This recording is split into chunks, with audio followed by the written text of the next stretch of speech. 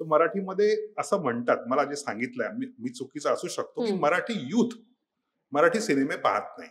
Marathi cinema पाहायला कोण येतंय? फिमेल ऑडियन्स येतोय, थोडा ओल्ड किंवा फॅमिली ऑडियन्स येतो आणि तसेच फिल्म रिलीज होतात आहेत. त्यामुळे या वेगळ्या फिल्मला, कारण मराठी यूथ टर्न ऑफ होत नाही. आम्ही म्हणजे माझ्या साऊंड डिझायनरला साऊंड रेकॉर्डिंग करताना वास यायला लागला, तर त्याला तो घाबरून गाडीमध्ये येऊन बसला, तर वाघ उभा होता तिथे. वाघाचा वास येतो ना, माशांचा वास येतो आणि आवाज येतो तो, की माशा त्याच्या अंगावर भिनभिनत असतात. तर तो पहिले आला आणि त्याच्यानंतर वास यायला लागला. ते सडनली म्हणाले वास येतो, ते रेकॉर्डिंग सोडून गाडीमध्ये येऊन बसले.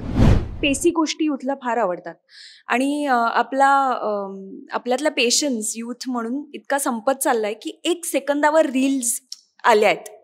1 सेकंदाची सुद्धा रील झाली आहे, कारण त्याला जास्तीत जास्त एंगेजमेंट मिळेल म्हणून. कारण मी हा सिनेमा बनवलाय महाराष्ट्राच्या ऑडियन्ससाठी, तर मी स्पून फिडिंग नाही केलं की कुठे नक्षलाइट्स असतात किंवा कुठे सीमेवरती भाग आहे किंवा काय. तर त्यांना त्याची इतकी क्युरिओसिटी, इतके प्रश्न, शेवटी सिनेमा मॅनेजरला म्हणावं लागलं, I have to close down this property, it's very late.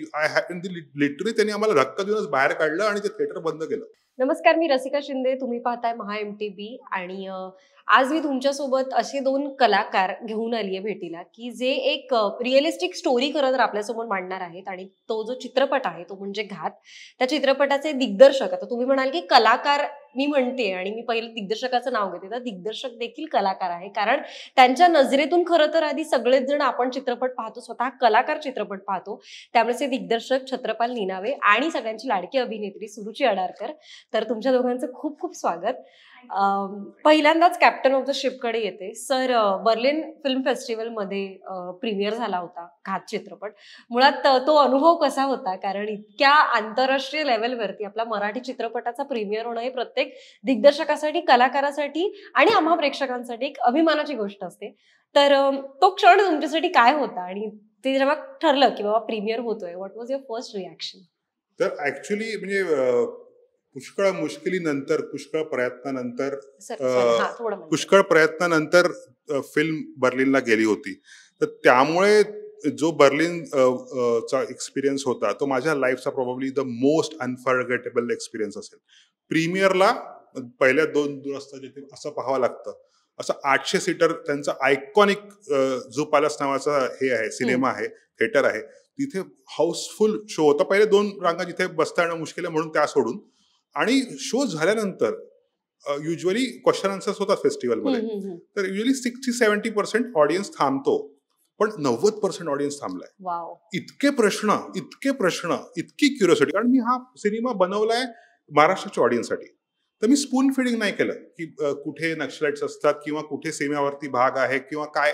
तर त्यांना त्याची इतकी क्युरिओसिटी, इतके प्रश्न, शेवटी सिनेमा मॅनेजरला म्हणावं लागलं, I have to close down this property, it's very late. Literally त्यांनी आम्हाला धक्का देऊनच बाहेर काढलं आणि ते थिएटर बंद केलं. त्याच्यानंतर बाहेर 1 तास 2 तास चालूच आहे. त्याच्यामध्ये जर्मन ऑडियन्स, इंटरनॅशनल ऑडियन्स जी फेस्टिवलला येते तिथं होतीच. आपले काही मराठी पण ऑडियन्स तिथे काम करते बर्लिनला, मोस्टली टेक्निकल इंडस्ट्रीमध्ये. त्यांची पण क्युरिओसिटी, लाईक तो प्रीमियरचा एक्सपिरियन्स इतका अमेझिंग होता. आणि त्याच्यानंतर second show, third show housefull. ठीक आहे, तिथे 15 युरो देऊन तुम्हाला तिकीट घेऊन फिल्म पाहावं लागते. मामी सारखं नाही एक पास घेतला की तुम्ही सगळे पाहू शकता. तर हाऊसफुल शो. फायनल शो जो होता तो ईस्ट बर्लिन पार्ट मध्ये होता, जिथे रशियन ऑक्युपेशन एका वेळेला होतं बर्लिनला. तिथे स्टँडिंग ओवेशन.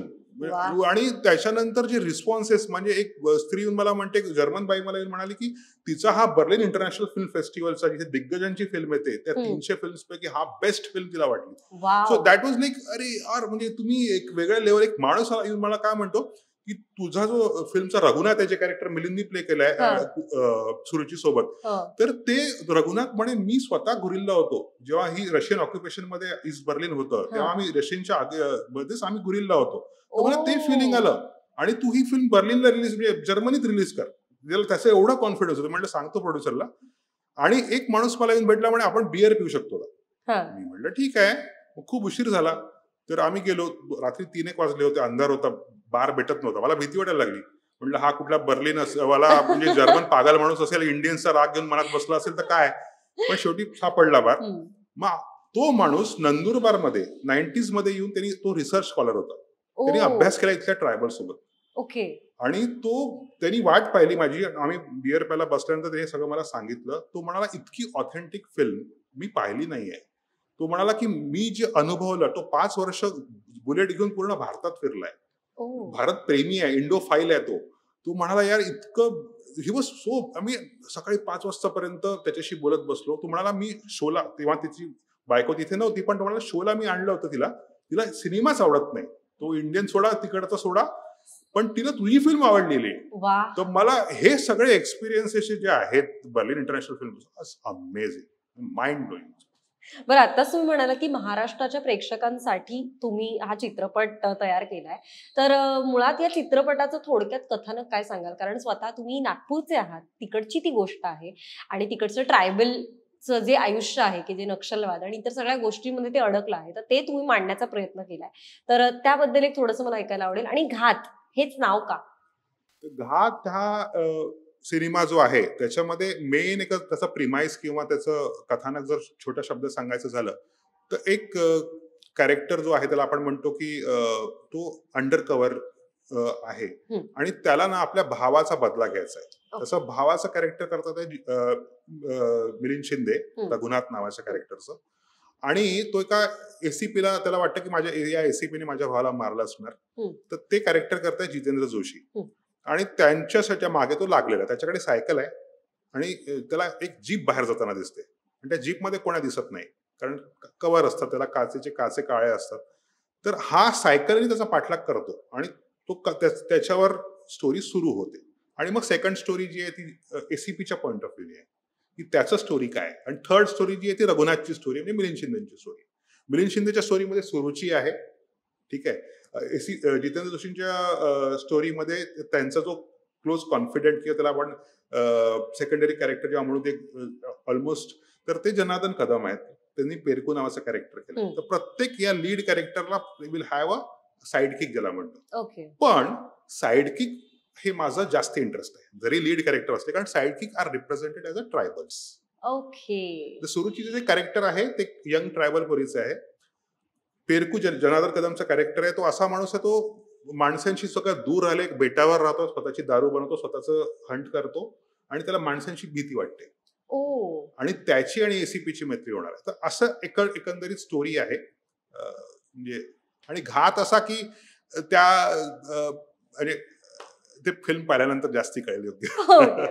बरं, आता आपण सुरुचीकडे वळूयात की आताच सर म्हणाले की तुझं यंग ट्रायबलचं तू त्या चित्रपटामध्ये भूमिका साकारली आहेस, तर पहिल्यांदाच आय थिंक तू अशी भूमिका साकारली. सो जेव्हा अशा रिअलिस्टिक भूमिका साकारायच्या असतात तेव्हा एक कलाकार म्हणून किंवा एक अभिनेत्री म्हणून तू अभ्यास काय केलेलास आणि पहिल्यांदा ही फिल्म जेव्हा ऑफर झाली तेव्हा काय वाटलं? कारण आताच आपण म्हणालो की बर्लिन फिल्म फेस्टिवल वगैरे तिकडे प्रीमियर झालेला, इतकं लोकांनी भरभरून कौतुक केलेलं, अशा फिल्मचा भाग होणं, तर एक कलाकार म्हणून काय वाटतं? एका शब्दात सांगायचं तर कलाकार म्हणून I feel blessed, very much blessed. हे मी आय थिंक प्रत्येक इंटरव्ह्यूमध्ये सांगत आले. कारण कुठल्याही अभिनेत्यासाठी, एका ॲक्टरसाठी असं काहीतरी लाईफमध्ये करायला मिळणं हीच खरं प्रत्येक अभिनेत्याची भूक असते. आणि हाच शब्द आहे खरा. कारण खूप इच्छा असूनही वी कॅनॉट प्लॅन थिंग्स बऱ्याचदा. आणि मी ज्या पद्धतीच्या भूमिका आधी केल्या आहेत किंवा आत्तापर्यंत ज्या मी करत आले,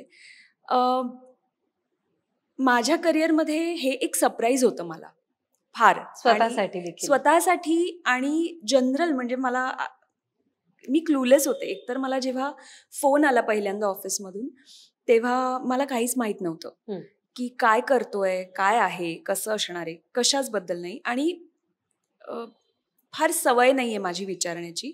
माझं असं होतं की आपण जाऊ तिथे आणि मग गोष्टी करू.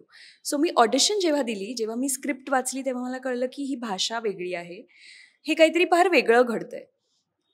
आणि ऑडिशन दिल्यानंतर माझं जेव्हा सिलेक्शन झालं तेव्हा मग मला कळलं की ओके, आपण अशी एक फिल्म करतोय जी अशी अशी असणार आहे. आणि मग सर भेटले मला. मग सरांनी मला अख्खी स्टोरी सांगितली आणि स्टोरी सांगितल्यानंतर आय वॉज झॅप्ड. लाईक फार वेगळी आणि कमर्शियली आपण आत्ता जशा फिल्म्स बघतोय तशी नसून ही छान एक फार वेगळा विषय लोकांसमोर आणणारी ही अशी एक फिल्म होती. आणि त्यात मला सगळ्यात जास्त काय म्हणतो आपण त्याला, छान याचं वाटलं की हे सगळे जे लीड कॅरेक्टर्स आहेत, हे जे मेन सेंट्रल कॅरेक्टर्स आहेत, त्यात ही एकमेव मुलगी आहे. ओके. त्यामुळे मला ह्याचं फार छान वाटलं की आपल्याला काहीतरी वेगळं करायला मिळणार आहे. आणि एकमेव मुलगी असली तरी ती कुठेही वीक दाखवलेली नाहीये. राईट. बिईंग अन आदिवासी गर्ल, अ ट्रायबल गर्ल, ती फार स्ट्रॉंग दाखवली आहे. आदिवासी लोकांना फार त्रास असतो किंवा फार त्रासातून जावं लागतं. खूप खूप गोष्टींमधून ते जातात. ते उदरनिर्वाह रोजच्या रोज जे काही काम करतात त्याच्यावरून त्यांचा होतो. हँड टू माउथ असं फार त्यांचं आयुष्य चाललेलं असतं. पण त्यातही तिचं कॅरेक्टर एवढं स्ट्रॉंग पोर्ट्रे होणं किंवा ते लोकांसमोर आणणं, हे स्क्रिप्टच फार मला स्ट्रॉंग वाटली. या फिल्मचं रादर मी हिरो हिरोईन कोण आहे असं नाही म्हणणार. I think the story is the hero.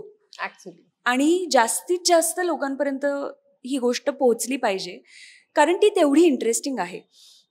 So definitely मला मी परत तिथेच येईन की एक ॲक्टर म्हणून तुम्हाला असं काहीतरी खूप out of your comfort zone करायला मिळणं खूपच गरजेचं असतं आणि खूप इच्छा असते तुमची. सो ते आय थिंक फायनली मला ते मिळालं. आणि मी सरांना पण थँक्यू म्हणेन आणि टीमला थँक्यू म्हणेन की माझा विचार केला गेला या कॅरेक्टरसाठी, कारण तेही इम्पॉर्टंट असतं. कारण आपण तसे दिसत नसतो का, आपण तसे कधी वावरलेलो नसतो. तर ती विजन आय थिंक डिरेक्टरची असते. म्हणून डिरेक्टरला कॅप्टन ऑफ द शिप आपण का म्हणतो, कारण अख्ख्या फिल्मची विजन त्या डिरेक्टरनी पाहिलेली असते. ऍक्टर म्हणून आपण ऐकलेली असते गोष्ट, आपण आपलं पात्र साकारत असतो, पण आपल्याला माहित नसतं ते एंड रिझल्ट तो कसा दिसणार आहे. तर आज जेव्हा मी फिल्म बघितली तेव्हा मला सरांनी जी नरेट केली होती ती मला अख्खी स्टार्ट टू एंड दिसली आणि खूप छान पद्धतीने दिसली. सो फार एन्जॉय केली होती मी पण ती प्रोसेस. आणि अर्थात याच्यात माझ्यासाठी 2 चॅलेंजेस होते. पहिलं चॅलेंज म्हणजे तसं दिसणं, तसं म्हणजे वावर असणं. कारण आपण जेव्हा कन्व्हिन्स होतो तेव्हा आपण कन्व्हिन्स करू शकतो बरोबर समोरच्याला. सो ते एक मेजर चॅलेंज. दुसरं चॅलेंज सगळ्यात मोठं होतं भाषेचं, कारण ती झाडी भाषा, झाडी बोलली गेली आहे त्यात. सो मी आयुष्यात नागपुरी भाषा ऐकली आहे, पण मी बोलले नाही आहे कधीच. कुठल्याही प्रोजेक्टमध्ये मी तसं त्या भाषेत कधी बोलले नाही आहे. त्यामुळे ऑफकोर्स ते एक खूप मोठं टेन्शन होतं. पण ऑफकोर्स सरांमुळे ते फार सोपं झालं माझ्यासाठी, कारण आम्ही वर्कशॉप्स केले. वर्कशॉपमध्ये खूप गोष्टी आम्ही शिकलो. आम्ही त्या नक्सलाईट एरियाजमध्ये गेलो होतो. तिकडचा काही अनुभव किंवा त्या आठवणी काय सांगशील? सर तर मला मगाशी आम्ही गप्पा मारत होते तेव्हा ते म्हणाले की तुला सांगेन सगळ्या गोष्टी, पण तू शूट करत असताना तुला काही आलेले अनुभव? रिअल लोकेशनचं शूट करणं कठीण असतं ऍक्च्युली, कारण सेटचा तो कम्फर्ट झोन आणि रिअल लोकेशनचं शूट करण्याचा तो एक झोन फार वेगळा असतो. तू दोन्ही अनुभवलेत, तर त्याबद्दल काय सांगशील?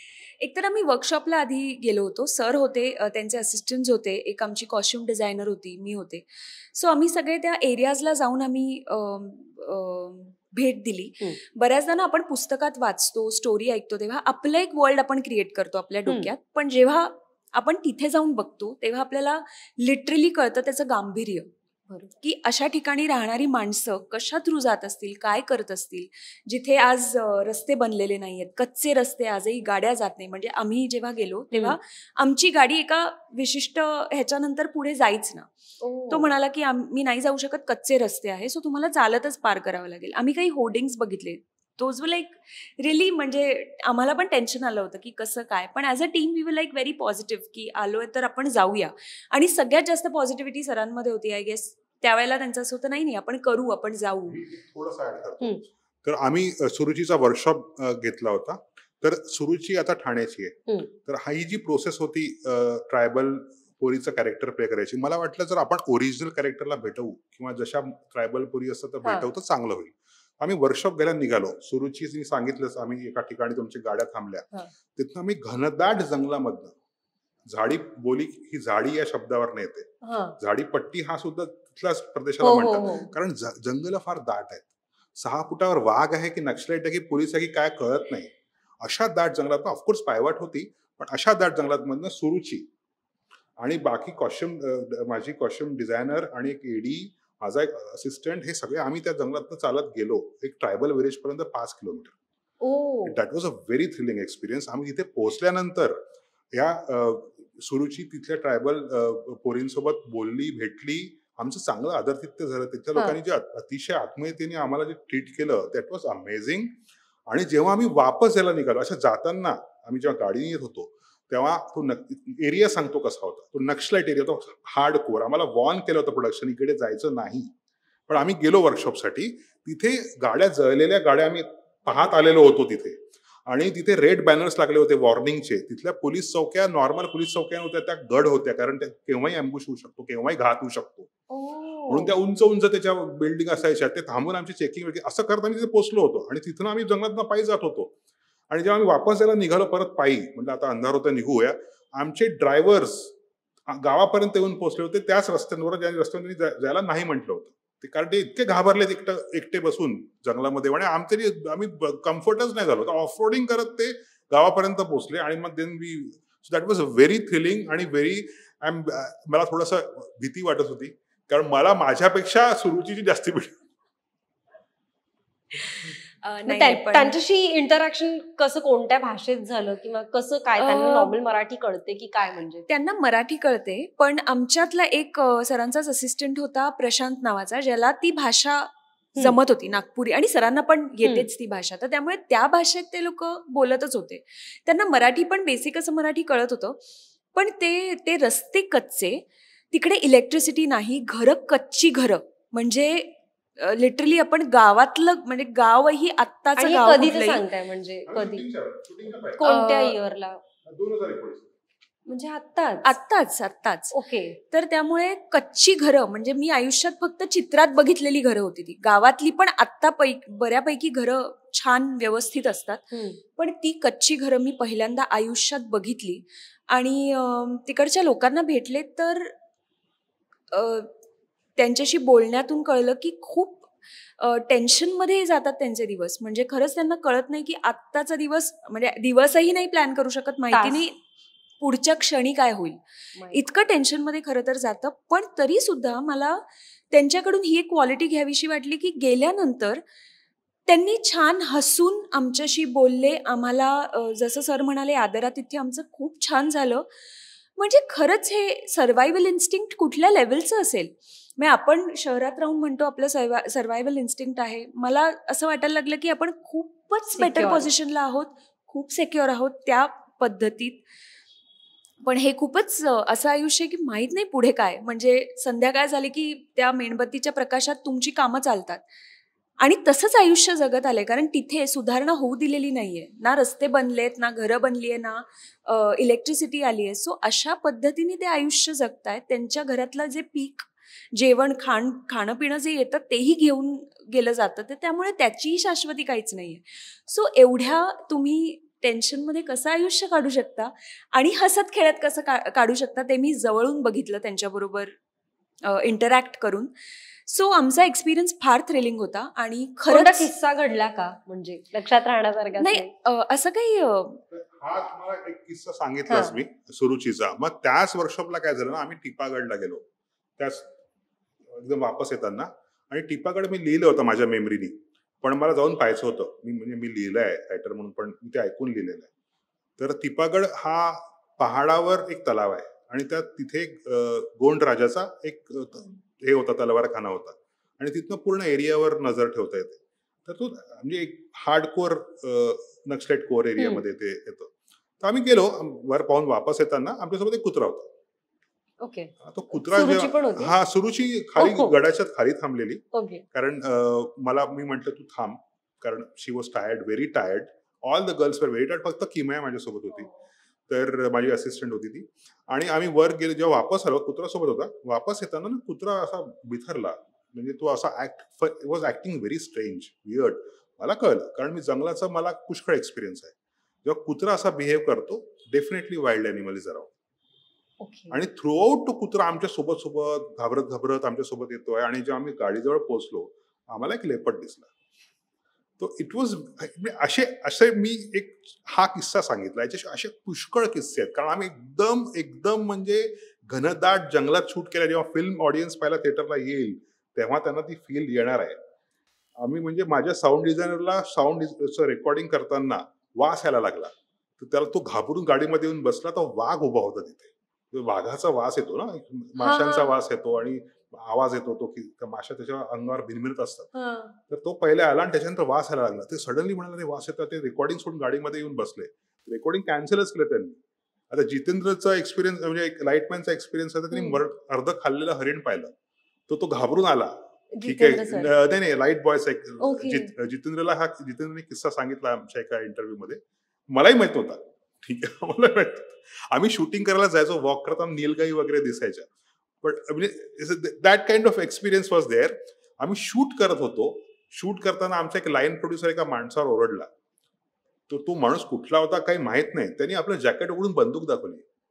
ठीक आहे, हे असे पुष्कळ किस्से झालेले. ते मला नंतर कळतात आहेत. मला नंतर एक एक सांगतो, सर ऐसा हुआ ऐसा हुआ असं. म्हणजे आम्ही असं, आणि आम्हाला वॉर्न केलं होतं की एक एरियाच्या पार जायचं नाही. मग का कॉन्फिडन्स हा? नाही, त्याच एरियामध्ये आम्ही होतो. असं नाही, ज्या एरिया आम्हाला डेसिग्नेटेड केला होता पोलिसनी त्याच एरियामध्ये आम्ही होतो. तिथे सुद्धा असं बंदूक दाखवणारे माणसं आले होते. ते तर येणारच.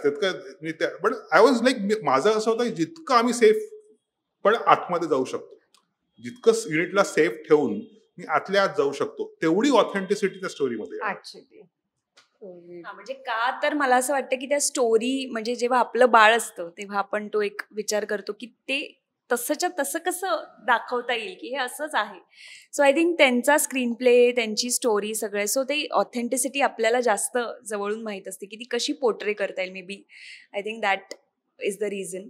पण मी म्हटलं तसं इट वॉज थ्रिलिंग तर होतच ते, पण लाईफ टाईम एक्सपिरियन्स होता हा एक. मिलिंद शिंदे सरांसोबत काम करण्याचा अनुभव कसा होता? त्यांच्यासोबत स्क्रीन शेअर करणं प्रश्नच नाही, खूपच छान होता. म्हणजे मी कालच कोणाला तरी सांगितलं की बघितल्यानंतर एक पर्सनॅलिटी आपल्याला वेगळी वाटते, किंवा आपण अप्रोचेबल आहोत का किंवा काही, हा एक जरा प्रश्न पडतो. कारण त्यांचं काम बघत आले मी ऑफकोर्स, तर त्यामुळे खूप आदर आहे मला त्या गोष्टीचा.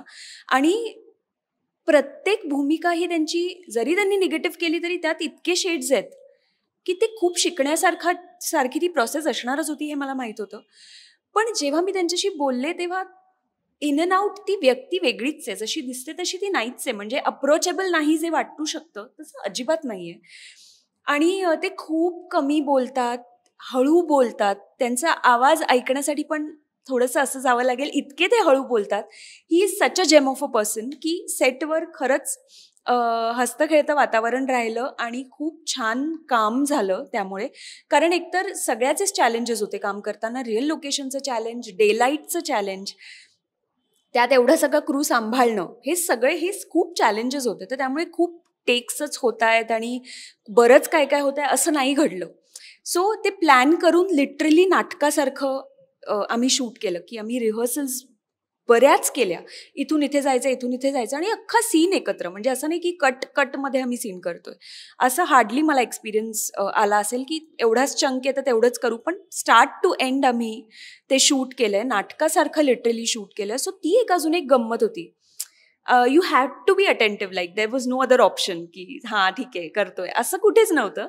कारण सगळेच चॅलेंजेस फेस करावे लागत होते. पण खूप मजा आली त्यांच्याबरोबर काम करून मला. सर, मला तुमच्याकडे यायचं होतं की जे मराठी चित्रपट, मग अशा आपण म्हणत होतो की जे आंतरराष्ट्रीय पातळीवरती फार नाव कमावतात, इंटरनॅशनल फिल्म फेस्टिवल्स मध्ये फार प्रतिसाद मिळवतात लोकांचा, पण तोच जेव्हा आपल्या महाराष्ट्रात येतो तेव्हा त्यांना तितका प्रतिसाद मिळत नाही, जे की ते आपल्याच मातीतली ती कथा असते, कुठल्या ना कुठल्या महाराष्ट्रातल्या भागातली ती कथा असते.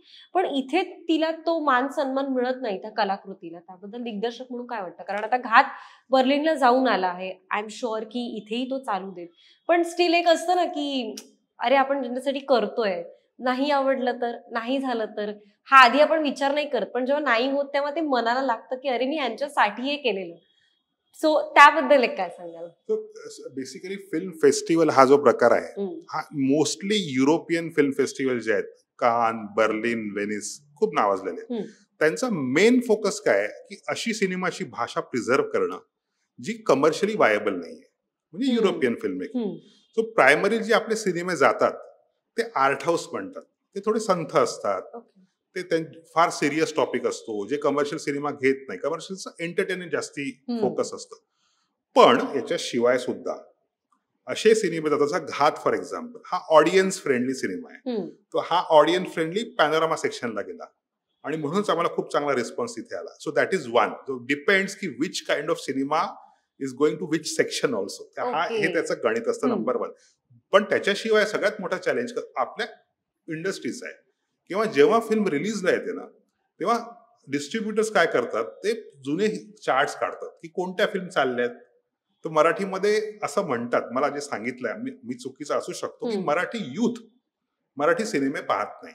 मराठी सिनेमा पाहायला कोण येत आहे, फिमेल ऑडियन्स येतोय, थोडा ओल्ड किंवा फॅमिली ऑडियन्स येतो आणि तसेच फिल्म रिलीज होतात आहेत. त्यामुळे या वेगळ्या फिल्मला, कारण मराठी यूथ टर्न होत नाहीये. मी नितीन वैद्यांचं काही दिवसांनी पहिले एक इंटरव्ह्यू पाहत होतो, त्यांनी तेच म्हटलं, जर मराठी सिनेमाचा बिझनेस वाढवायचा असेल तर मराठी यूथला आणावं लागेल, जो हिंदीकडे गेलाय, तो तेलुगूकडे गेलाय, तो तामिळकडे गेलेला आहे. तर हा खूप मोठा चॅलेंज आहे. आणि म्हणजे घातसाठी आम्हाला सगळ्यात मोठा चॅलेंज हाच गेला की हा फिमेल सेंट्रिक नाही किंवा हा फॅमिली सेंट्रिक नाही. पण आम्हाला वाटलं की कदाचित, पण त्यामुळे आम्हाला थिएटर डिस्ट्रीब्युशन लिमिटेड भेटतं. त्या डिस्ट्रीब्युशन लिमिटेड आता फॉर एक्झाम्पल महाराष्ट्रामध्ये 500 स्क्रीन्स आहेत. ठीक आहे, त्या 500 पैकी 300 तर तमिळ, तेलुगू, हॉलिवूड यांच्याकडे बरोबर. उरल्या 200. युजली 3-4 सिनेमे एक सोबत रिलीज होणार. आता काही ऑप्शन नाहीये, ते क्लॅश होतच. प्रत्येक सिनेमाला सपोज 70 किंवा 100 स्क्रीन भेटल्या, 70 स्क्रीन पकडू, 70 स्क्रीन जर भेटल्या आणि फुल हाऊसफुल शोज राहिले, 200 लोक आपण पकडू, हाऊसफुल शोज राहिले, ₹200 ऍव्हरेज तिकीट प्राइस पकडू, फक्त 84 लाखाचा बिझनेस 3 दिवसात, सॅटर्डे, संडे, फ्रायडेला होऊ शकतो. Can you imagine? आपण तेलुगू 100 करोड कमवते, कारण त्यांची ते 2100 स्क्रीन्स आहेत. आंध्रा आणि तेलंगणामध्ये 2100 स्क्रीन्स आहेत. आपल्याला विदर्भ आणि रेस्ट ऑफ महाराष्ट्राकडून 500 स्क्रीन आहेत. त्यातल्या भेटतात 200 आहेत. त्यातल्या प्रत्येक सिनेमासाठी अजून 70 भेटतात आहे. त्यातला जर तो निश सिनेमा असेल, जसा घात आहे, तर अजून कमी होत आहे. त्यामुळे हा जो गेम आहे, हा नंबर्सचा नाही आहे. तुम्ही याला नंबर्सनी नाही पाहू शकत. याला पाहायचं कसं, किती % ऑक्युपन्सी असते. आणि हा चॅलेंज बाकी सिनेमालाही असतो, असं नाही. फॉर एक्झाम्पल आता किल हिंदीमध्ये ह्याची ऑक्युपन्सी होती. जर थिएटरला ऑक्युपन्सी येत गेली तर तो सिनेमा कमी थिएटरमध्ये चालत राहील, मग लॉंग टर्म मध्ये तो पैसे कमवेल. हे एकंदरीत डिस्ट्रीब्युशनचं जे गणित आहे आणि जे डिस्ट्रीब्युशनचे एक्सपिरियन्स आहे, त्यांचे काही चुकीचं नाही. त्यांनी एक्सपेरिमेंट करून पाहिले, वर्कआउट नाही झाले, तर ते म्हणतात सेफ खेळू, आम्ही फॅमिली फिल्मला प्राधान्य देऊ. आता मराठी यामुळे कटूनच गेलाय. तो म्हणतो मराठी सिनेमे आमच्यासाठी नाहीच, आम्हाला जे पाहिजे ते हिंदी सिनेमे दाखवतो किंवा तेलुगू, तमिळ दाखवतो किंवा हॉलिवूड दाखवतो. त्यामुळे हा एक म्हणजे फक्त हा इश्यू फक्त आंतरराष्ट्रीय सिनेमा किंवा आंतरराष्ट्रीय फेस्टिवलचा राहिलेला नाही. आंतरराष्ट्रीय फेस्टिवलला जाणारीच प्रत्येक फिल्म आर्ट हाऊस किंवा बोरिंग नसते, किंवा ती म्हणजे असं म्हणत नाही की ती प्रेक्षकांना आवडेलच. हे खूप कॉम्प्लेक्स आहे. ठीक आहे, युजली आम्हाला म्हणतात की फेस्टिवलचं नाव टाकू नका पुढे, लोक येणार नाही पाहायला. पण मी बिलकुल बिलीव्ह करत नाही याला. जर सिनेमा चांगला असेल, एंटरटेनिंग असेल, वर्ड ऑफ माउथ होईल, तर येतील. कमी थिएटरमध्ये आम्ही सिनेमा लावतोय कारण आम्हाला डिस्ट्रीब्युशन सपोर्ट नाहीये. It's okay, that is the best we can do. आणि जर ऑडियन्सचा सपोर्ट असेल, ऑडियन्स जर येईल, तर आम्ही लॉंग टर्म मध्ये we will recover the money. I think आता हा चित्रपट तुम्ही अमेरिकेत किंवा अजून परदेशात पण रिलीज करणार आहात असं मी तर जे माझे प्रोड्युसर आहेत, त्यांचं डिस्ट्रीब्युशन नेटवर्क कडेही चांगलं स्ट्रॉंग आहे. तर आम्ही मग मेट्रोज मध्ये पण रिलीज करण्याचं, कारण ही इंटरनॅशनल फिल्म आहे कुठे ना कुठे. म्हणजे जेव्हा मला पुष्कळ फिल्म मेकर मित्रांनी सांगितलं की ही इंटरनॅशनल फिल्म वाटते, एक युरोपियन किंवा साऊथ अमेरिकन अशा टाईपचं वातावरण वाटतं. तर त्यामुळे आम्हाला असं वाटतं की इंटरनॅशनल डिस्ट्रीब्युशन इतर मेट्रोजमध्ये आम्ही पहिले सुरू करू. फर्स्ट ऑफ ऑल महाराष्ट्राचा रिस्पॉन्स गेस करू. महाराष्ट्राचा रिस्पॉन्स चांगला असेल तर मग कलकत्ता, दिल्ली, नॉन मराठी प्रांतामध्ये मेट्रोजमध्ये आम्ही रिलीज करू. जर रिस्पॉन्स अतिशय चांगला असेल तर तमिळ, तेलुगूमध्ये पण डब करू. But depends. हे पहिली स्टेप जी आहे ती इथनं सुरू होते. पण नॉर्थ इंडियात, नॉर्थ अमेरिका एनिवेज डिस्ट्रीब्युट, कारण तिथनं इंटरेस्ट येतोय. तिथला जो ऑडियन्स इथला इंटरेस्ट येतोय, मिडल ईस्ट वरनं इंटरेस्ट येतो आहे. तर या गोष्टी टेंटेटिव्ह असतात. Depends how it goes. So wish us luck. नक्कीच. तर 27 तारखेला हा चित्रपट प्रदर्शित होतोय. जाता जाता प्रेक्षकांना काय सांगाल? एकतर मी सगळ्यात महत्त्वाची गोष्ट ही सांगेन की ही फिल्म यूथसाठी सुद्धा आहे आणि यूथनी ती बघावी. कारण मला असं वाटतं की कुठेतरी ना पेसी गोष्टी यूथला फार आवडतात आणि आपल्यातला पेशन्स यूथ म्हणून इतका संपत चाललाय की 1 सेकंदावर रील्स आल्या आहेत. 1 सेकंदाची सुद्धा रील झाली आहे, कारण त्याला जास्तीत जास्त एंगेजमेंट मिळेल म्हणून. सो मला असं वाटतं की ही फिल्म यूथसाठी पण आहे आणि यूथनी येऊन डेफिनेटली ती एक्सपिरियन्स करावी मोठ्या स्क्रीनवर. कारण एक जंगलाची एक फार वेगळी बाजू दिसली आहे. ही गोष्ट आहेच खूप छान, जी तुम्हाला मोठ्या स्क्रीनवर अनुभवली तर ती त्याची गंमत अजून जास्त कळणार आहे. आणि ती भयंकर पेसी असल्यामुळे कुठेही रटाळ होणार नाहीये बघताना, किंवा असं नाही होणार आहे की अरे हा सीन का आहे, असं कुठेही होणार नाहीये. आणि लिटरली सीन्स असे बदलतात, तुम्हाला you have to be very attentive while watching the film. So त्यामुळे हा स्पेशली मेसेज मला यूथसाठी द्यावासा वाटतोय. आणि मला माझ्या ऑडियन्ससाठी स्पेशली हे सांगावंसं वाटतंय की आत्तापर्यंत जी काही कलाकृती मी घेऊन आले, मला माहिती आहे पाठीशी उभे राहिलेत प्रेक्षक मायबाप, ज्यांच्यासाठी प्रत्येक कलाकृती आम्ही कुणीही करत असतो. म्हणजे कलाकार म्हणा किंवा तंत्रज्ञ म्हणा, सगळीजणं ही प्रेक्षकांसाठीची कलाकृती असते आणि ते उचलून धरतात, तेव्हा ती कलाकृती मोठी होते. तर त्यामुळे मी एवढंच सांगेन की जितकं भरभरून प्रेम आजपर्यंत तुम्ही केलं आहे, तेवढंच तुम्ही कराल आणि तेवढंच हे सुद्धा उचलून धराल. ही मला अपेक्षा नाही आहे, ही मला खात्री आहे. मी काही ऍड करतो. मी ऑडियन्सला हेच म्हणेल, जर तुम्हाला ट्रेलर आवडला तर नक्की थिएटरमध्येच पहा. OTT आणि मोबाईलची वाट पाहू नका. कारण नंबर 1 सिनेमॅटोग्राफी, उदित खुरानाची जी सिनेमॅटोग्राफी आहे, तो जंगल, ते लोकेशन्स त्यांनी जे मोठ्या पडद्यावर साकारलेलं आहे, ते जस्ट अमेझिंग एक्सपिरियन्स.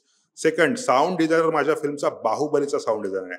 त्यांनी अतिशय कमी पैशामध्ये फक्त स्टोरीच्या प्रेमामुळे ती फिल्म केलेली आहे. तर साऊंड डिझाईन इतकं तारीफ, बर्लिन पासनं बामीपर्यंत, औरंगाबादच्या फेस्टिवल पर्यंत तुफान तारीफ झालेली आहे. तुम्हाला पाण्यात बसल्यासारखं वाटेल, जंगलातला असं वाटेल की बाजूला वाईल्ड अॅनिमल उठून येतो का अंगावर. इतकी सुंदर साऊंड डिझाईन झालेलं आहे. आणि म्युझिक मधुर पडवलनी केलेलं आहे. आणि मधुरनी फक्त ट्रायबल इन्स्ट्रुमेंट वापरून जे म्युझिक क्रिएट केलेलं आहे, ते तुम्हाला टच होणार आहे. हा जो एक्सपिरियन्स आहे, तुम्हाला OTT वर मजा येणार नाही. ऑफकोर्स जितेंद्र जोशी, सुरुची, मिलिंद शिंदे यांचा परफॉर्मन्स आहेच, पण हा परफॉर्मन्स या सगळ्या एलिमेंट सोबत थिएटरला पाहताना जी मजा येईल ती येईल. आवडला नाही तर मला शिव्या द्या, त्याचा काहीही मला प्रॉब्लेम नाही. पण पाहायचा असेल, ट्रेलर आवडला असेल तर थिएटरलाच पहा. तर नक्कीच जसं सर आणि सुरुची म्हणाली तसं घात हा चित्रपट 27 सप्टेंबरला चित्रपटगृहात प्रदर्शित होतोय. आणि खरंच चित्रपट पाहायचा असेल तर तो मोठ्या पडद्यावरच पाहावा. OTT साठी वेगळे चित्रपट किंवा वेगळ्या विषयावर मांडणाऱ्या कलाकृती आहेत, तिथे OTT वर सेपरेटली रिलीज केल्या जातात. पण जर चित्रपट रिलीज होतोय तर तो मोठ्या पडद्यावर पहा. आणि तुम्हाला कसा वाटतोय, तुमच्या प्रतिक्रिया काय आहेत त्या यांच्यापर्यंत पोहोचवा. चांगलं वाटलं कौतुक करा, वाईट वाटलं तर काय सुधारावंसं वाटतं ते देखील सांगा. तर हीच मी पण या व्हिडिओच्या माध्यमातून तुम्हाला विनंती करते. नक्की हा चित्रपट पहा आणि भेटूयात पुन्हा एकदा. तोपर्यंत धन्यवाद.